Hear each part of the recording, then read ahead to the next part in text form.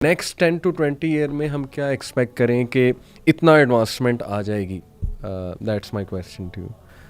बिल्कुल सही, बहुत अच्छा क्वेश्चन किया आपने। अब इसमें एआई काफ़ी अरसे से हम सुन रहे हैं एक एआई काम कर रही है और काफ़ी अरसे से हमारे पास कहीं ना कहीं इन्वॉल्व भी थी। अब ज़्यादा हमारे पास इसलिए आना शुरू हुई है नज़रों में कि हमारे डेली लाइफ्स में वो इंटरेक्ट करना शुरू हो गई है। तो पहले हम मेटावर्स की बात करते हैं कि मेटावर्स एक फ्यूचरिस्टिक चीज़ जो है और लोगों को ये अडॉप्ट करने में थोड़ी मुश्किल हो रही है कि मेटावर्स एक्चुअली क्या है।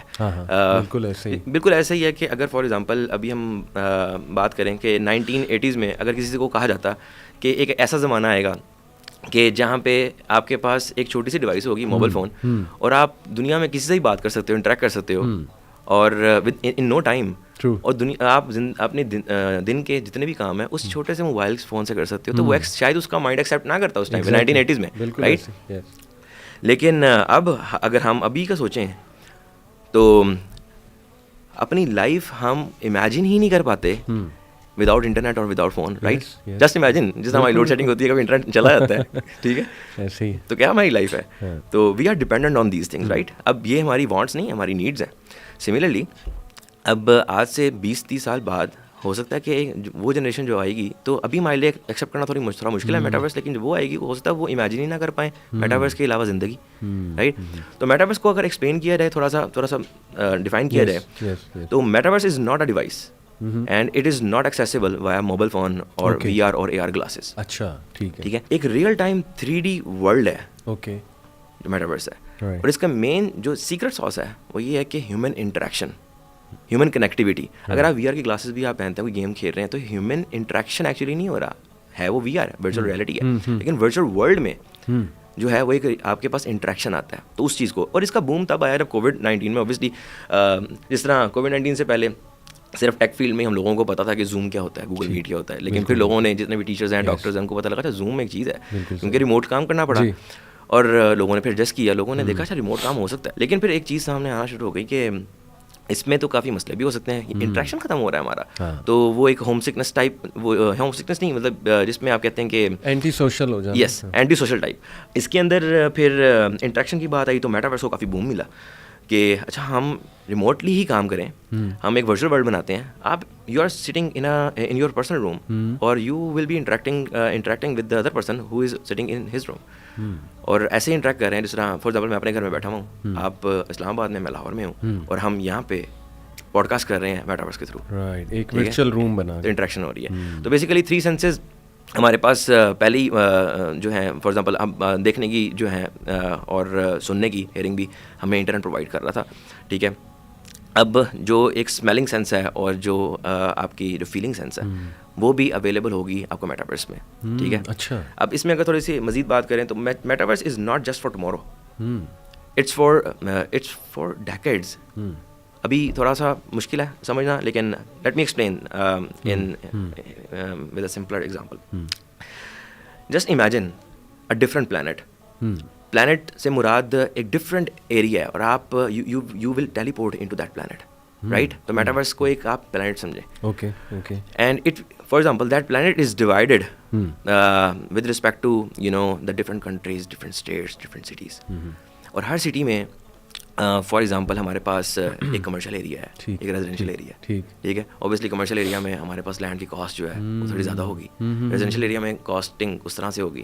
फिर कमर्शियल एरिया में, फॉर एग्जांपल, एक कमर्शियल एरिया है जहाँ पे एप्पल स्टोर है, अमेजोन स्टोर है, ठीक है, बड़ी बड़ी चीज़ें हैं। अब वहाँ पे आपके पास ज़्यादा हाइप बन रही है, वहाँ पे करीब आपको अगर आपने कोई जगह लेनी है तो महंगी पड़ रही है। बाय द वे यहाँ मैं एक चीज़ बताता चलूँ कि हमने कोई भी मेटावर्स में कोई भी ट्रांजैक्शन होगी वो क्रिप्टो करेंसी के थ्रू होगी। और क्रिप्टो करेंसी क्या है? ये डिजिटल करेंसी है, जिस तरह बिटकॉइन है, और via blockchain and smart contract के थ्रू ये ट्रांजैक्शंस होंगी। And obviously this data will be on chain, क्योंकि इसकी हिस्टोरिकल डाटा हमें प्रॉपर्ली चाहिए कि कौन पहले ओनर था और किस कहाँ से ये मूव हुआ। और right now there are many people who are acquiring the lands in metaverse, और रेंट पे भी दे रहे हैं, और लोग ऐसे भी हैं, मज़े की बात ये है कि जो रेंट पे ले भी रहे हैं, ठीक है, या तो अगर अब इस पे बात करें कि फॉर एग्जांपल ये यूथ क्लब है या डेवजिंग है, हम लोग अपना ऑफिस लेना चाह रहे हैं मेटावर्स में, ठीक है।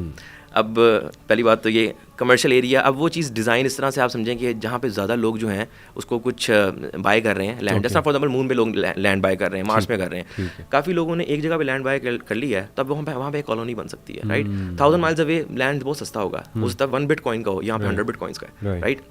सो देर विल बी डिफरेंस। तो फॉर एग्जाम्पल हम लोगों ने अपना ऑफिस वहाँ पे बाय करना है और कमर्शियल एरिया में करना है, और वहाँ पे अपना आप इसको मैप करें बिल्कुल रियल वर्ल्ड के साथ। जिस तरह रियल वर्ल्ड में हम कोई लैंड बाय करते हैं, प्लॉट बाय किया हमने, और उसके बाद हमें बिल्डर चाहिए, ठीक है, पहले तो रियल एस्टेट एजेंट चाहिए, राइट, बाय करने के लिए। फिर उसके बाद उसके बाद कंस्ट्रक्शन करनी है, हमें बिल्डर चाहिए, ठीक है, उसके लिए हमें कोई आर्किटेक्ट भी चाहिए होगा, ठीक है, उसको डिज़ाइन करे, उसके बाद इंटीरियर डिज़ाइनर भी चाहिए होगा। Similarly okay, everything in the same sense but virtually. हम एग्जैक्टली मेटावर्स में, अच्छा इसमें मेटावर्स में एक चीज़ मैं बताता चलूँ कि देयर आर मैनी प्लेटफॉर्म जो डिफरेंट काम कर रहे हैं मेटावर्स के अंदर कुछ ना कुछ कंट्रीब्यूशन करने के लिए। जिसमें रोब्लॉक्स को हम देखें तो रोब्लॉक्स जो है वो 3D एवाटार्स पे काम कर रहा है। So each and every individual will be represented by a 3D Avatar in the metaverse. जिस तरह हमारे पास एनिमोजीज होते हैं, इमोजीज होते हैं हमारे अपनी शक्ल के, ठीक है, उसका 3D एक आप समझें एक कार्टून टाइप एवाटार है, और वो मुझे रिप्रेजेंट कर रहा है वहाँ पे,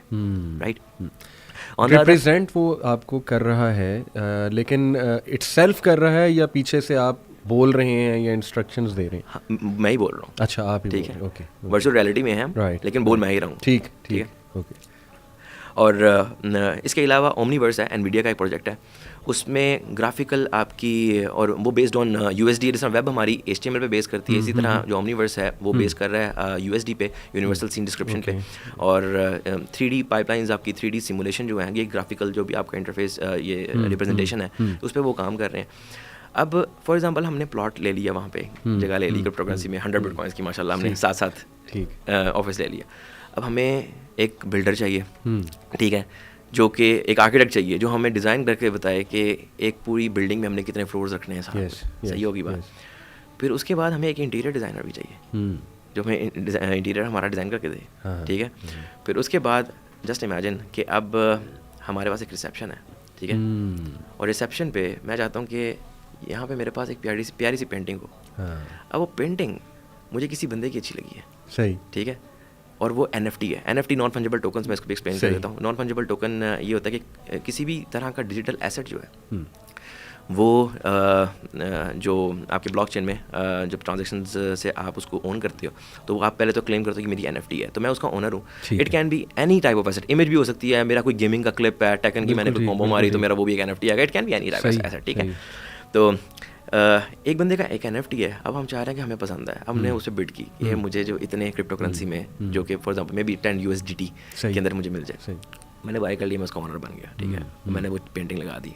अब यहाँ पे एक और ट्रांजेक्शन हो गई कि जितने भी वो बंदे जो आर्ट में या पेंटिंग में अच्छे हैं वो भी अपना टैलेंट शो कर रहे हैं। सिंपल सी बात, राइट।